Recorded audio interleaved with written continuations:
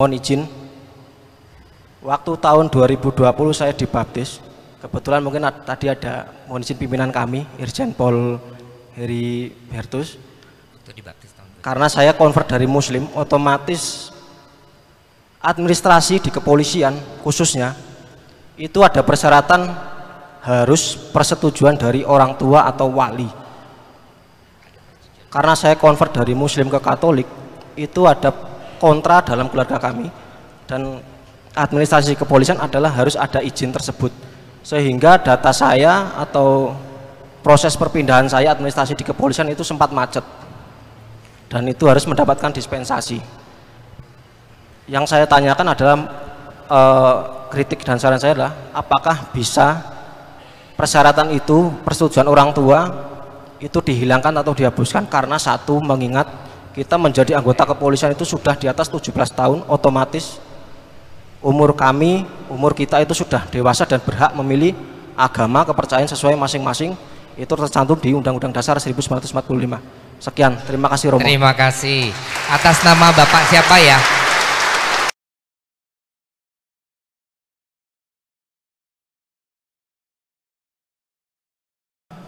Saya tidak tahu aturan di Polri, mungkin Bapak Heri bisa bercerita.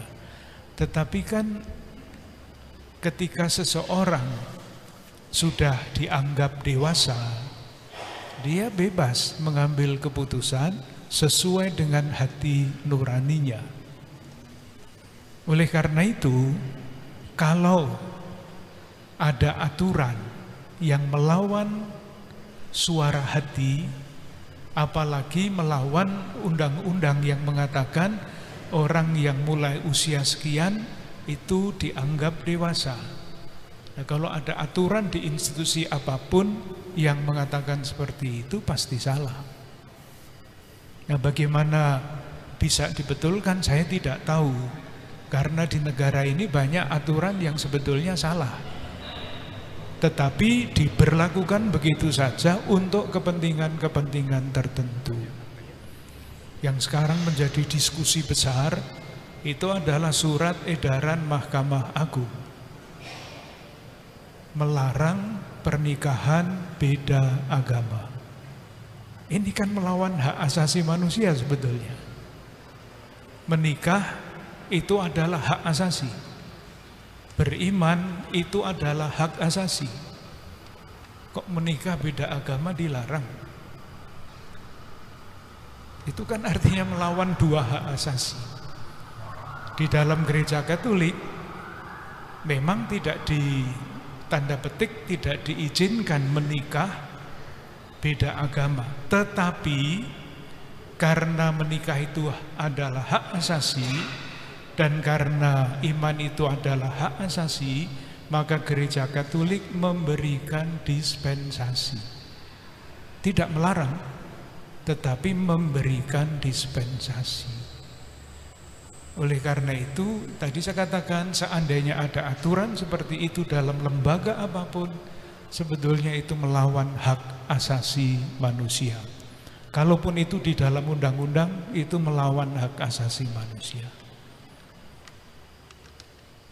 Begitu, Mas.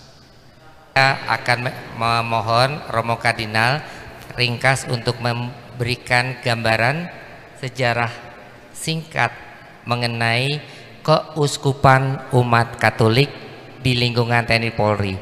Dulu sudah ada, ya, sampai sekarang hanya kita yang tadi saya langsung saja kita siapkan tata kelola yang pelan-pelan ya, untuk bisa merangkum umat Katolik dari Sabang, Merauke, dan juga yang sedang bertugas di spot-spot operasi mendapatkan pelayanan rohani dan juga mendapatkan inspirasi rohani juga. Ini yang kita siapkan. Maka memang perlu tata kelola. Ini yang terakhir. Tapi mungkin banyak umat yang bertanya ini juga, ini kok ada Romo tentara ya? Mungkin mumpung ada Romo Kardinal sedikit bisa kita pahami ya. Kalaupun dulu sudah ada, ini kan ada OCI, ada Bintal ya kan, yang Pak Bambang lihat kan selama ini di tentara tuh kan Bintal, sedangkan kami ini OCI yang Bintal, yang ada juga di Bintal. Nah, ini pelan-pelan kita akan mendengar juga dari Romo Kardinal. Kerso bisa menyampaikan.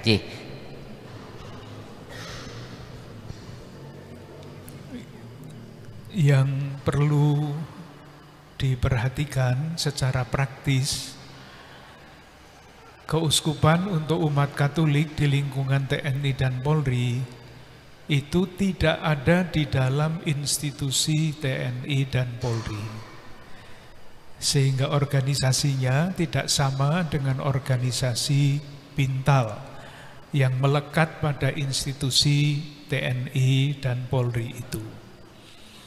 Mungkin cerita sedikit atau sedikit banyak nanti kita lihat ketahanan kita. Bagi saya, sejarah terbentuknya keuskupan militer dulu istilahnya itu pada tahun 49 mempunyai arti yang sangat penting. Ceritanya begini. Adanya keuskupan militer, nanti Indonesia namanya lain, itu masuk di dalam sejarah. Mulai dari Perang Dunia Pertama dan Perang Dunia Kedua. Waktu itu banyak sekali negara-negara yang terlibat di dalam perang. Amerika terlibat, Eropa terlibat, dan negara-negara itu negara-negara Katolik. Sehingga orang-orang Katolik dari negara A berperang dengan orang-orang Katolik dan negara B.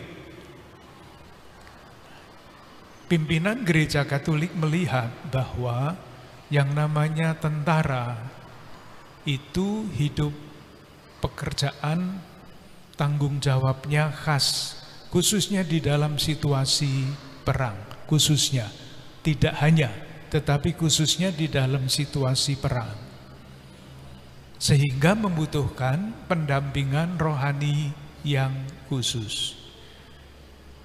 Sebagai contoh, pada Perang Dunia Kedua, zaman itu ya tahun 40-an, itu kan pastor masih banyak sekali di Eropa dan Amerika. Ada 2.500-an pastor yang diperbantukan untuk menjadi pastor militer. Banyak sekali. Dan banyak juga yang gugur di dalam perang karena mendampingi pasukan di medan perang. Sekarang ini di dunia ada sekitar 42 keuskupan militer.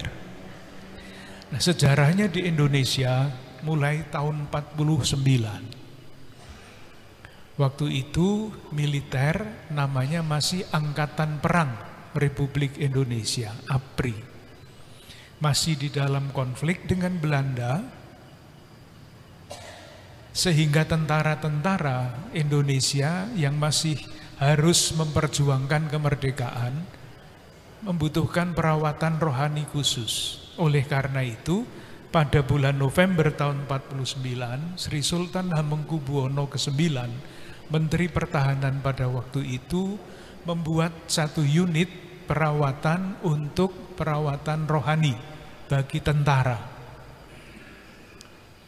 Nah, untuk menunjukkan bahwa Gereja Katolik itu mendukung perjuangan kemerdekaan bangsa Indonesia, 1 bulan kemudian pimpinan Gereja Katolik mendirikan keuskupan militer di Indonesia selang 1 bulan.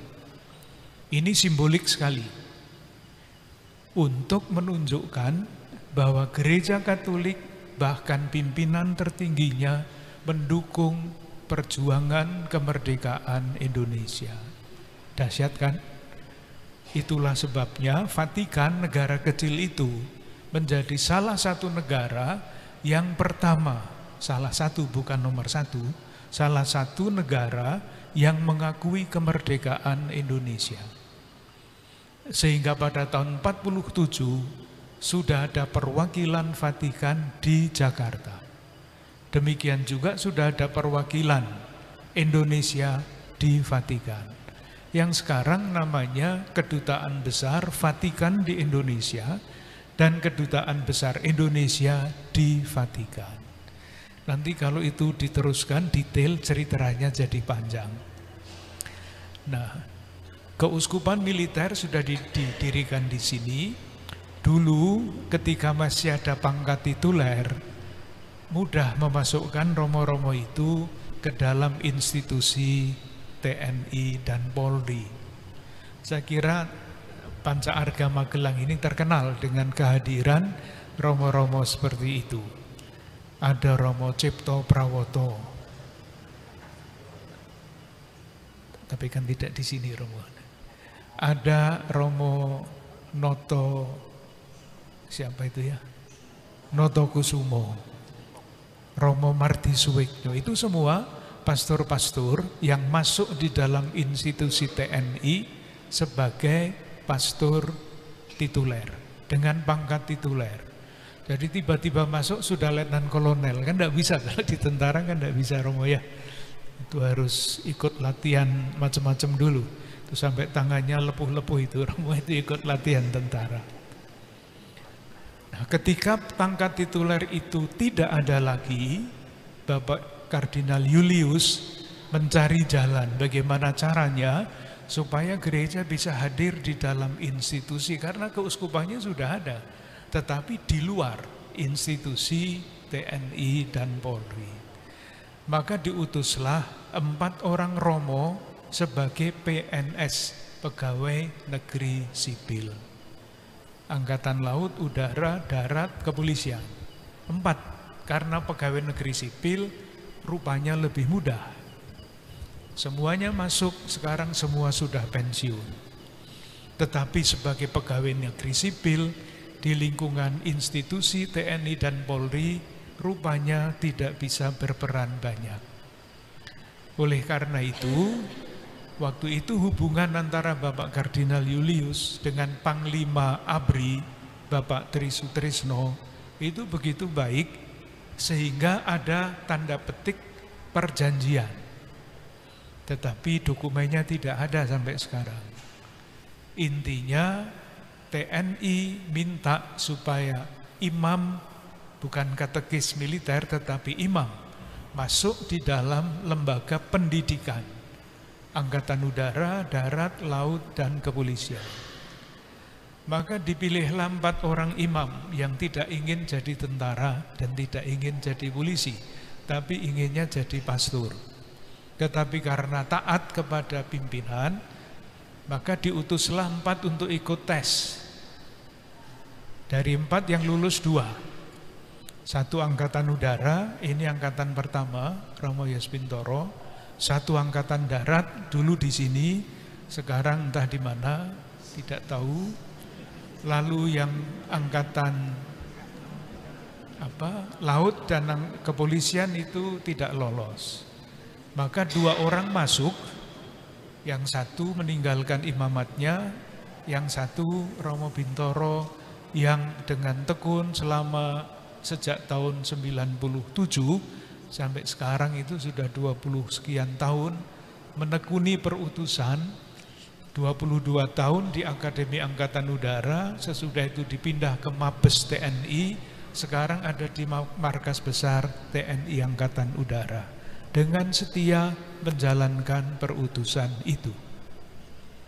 Nah, karena itu, karena peran pastor tentara seperti ini dianggap bagus, karena bukan hanya pada umumnya tetapi karena pribadinya pasti, maka dicarilah yang melanjutkan peranan seperti Romo Bintoro ini. Beberapa tahun yang lalu ada yang masuk lagi, masuknya Angkatan Udara lagi, namanya Romo Nasib, sekarang di Akademi Angkatan Udara. Yang ketiga masuk lagi dari Keuskupan Agung Semarang, masuknya di Angkatan Udara lagi. Tesnya masuknya ke sana, meskipun milihnya di tempat lain, kan tergantung dari institusi. Sekarang ini masuk lagi, jadinya semua jadi Angkatan Laut, seperti Romo Satya dan Romo Rianto ini. Sebetulnya maksudnya dulu harapannya 1 di Angkatan Darat, 1 di Angkatan Laut. Tetapi namanya institusi, kita hormati keputusan dari yang punya institusi itu. Maka kedua-duanya nanti masuk Angkatan Laut. Moga-moga pada waktunya nanti ada yang mendapatkan jalan masuk ke dalam Angkatan Darat. Yang belum ada koridornya itu, Ibu Kapolres, di kepolisian. Tidak ada koridornya. Masih terus berusaha teman-teman senior-senior dari kepolisian untuk berusaha untuk membukakan pintu, tetapi entah kapan, moga-moga sebelum akhir zaman pintu itu dapat terbuka. Seperti itu Pak Bambang. Jadi yang penting adalah gereja ingin hadir, ingin terlibat di dalam pembentukan watak calon-calon pemimpin di dalam institusi ini dan pemimpin-pemimpin di dalam negara kita. Intinya itu.